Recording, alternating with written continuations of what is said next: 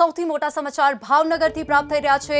ભાવનગરમાં રાત્રિના સમયે 3.2 ની તીવ્રતાનો ભૂકંપનો આંચકો અનુભવાયો છે। 15 થી 20 સેકન્ડ સુધી કંપન અનુભવાયું છે। રાત્રિના 9 વાગ્યે 52 મિનિટે નોંધાયો ભૂકંપનો આંચકો। ભાવનગરથી અત્યારે આ સમાચાર પ્રાપ્ત થઈ રહ્યા છે। ભાવનગરથી 17 કિલોમીટર દૂર નોંધાયું ભૂકંપનું કેન્દ્રબિંદુ। ભૂકંપના પગલે લોકો ઘર બહાર દોડી આવ્યા। ઘોઘાના સાળાદોર, કુકુડ, ગોરિયાડી, કંટાળા, ભાખલમાં અનુભવાયા છે આંચકા।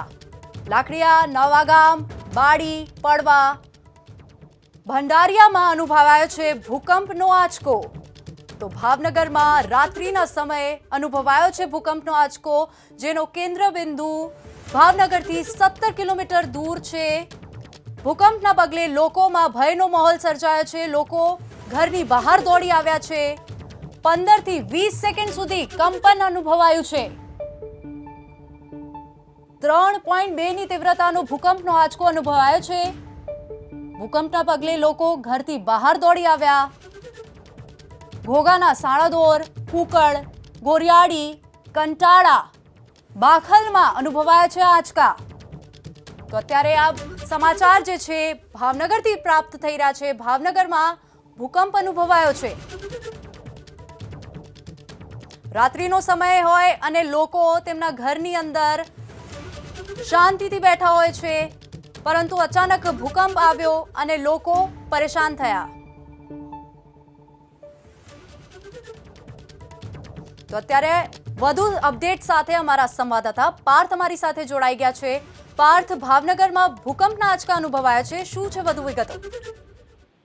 જી જણાવું, થોડી વાર પહેલા આ ધરતીકંપનો આંચકો આવ્યો હતો, જેમાં ભાવનગર અને ભાવનગરનું જે સિહોર તાલુકાનો ગ્રામ્ય વિસ્તાર છે ત્યાં ધરતીકંપનો આંચકો અનુભવાયો છે। 9 અને 52 મિનિટ પર આજે 3 અને 2 ની તીવ્રતાનો ભૂકંપ છે તે અનુભવાયો હતો, જેમાં ગ્રામ્ય વિસ્તારની અંદર ખાસો એવો જે પ્રભાવ છે તે ધરતીકંપનો જોવા મળ્યો હતો। ભાવનગરથી 17 કિલોમીટરના દૂર પર આનું કેન્દ્ર બિંદુ છે તે નોંધાયું છે।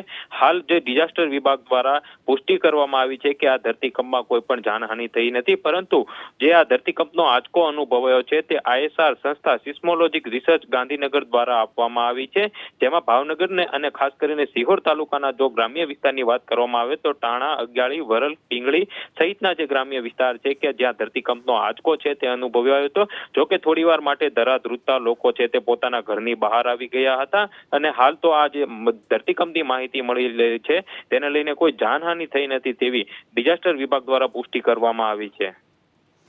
સમગ્ર માહિતી બદલ આભાર પાર્થ। તો ભાવનગરમાં રાત્રિના સમયે ધરતીકંપ આવ્યો છે। 3.2 ની તીવ્રતાનો ભૂકંપનો આંચકો અનુભવાયો। 15 થી 20 સેકન્ડ સુધી કંપન અનુભવાયું હતું, જેના કારણે લોકો પરેશાન થયા અને ઘરની બહાર નીકળ્યા। દોડધામ મચી ગઈ। ભૂકંપના પગલે લોકો ઘર બહાર દોડી આવ્યા। ભાવનગરથી 17 કિલોમીટર દૂર નોંધાયું હતું ભૂકંપનું આ કેન્દ્રબિંદુ। રાત્રિના 9 વાગ્યે અને 52 મિનિટે નોંધાયો ભૂકંપનો આ આંચકો। 15 થી 20 સેકન્ડ સુધી કંપન અનુભવાયું હતું।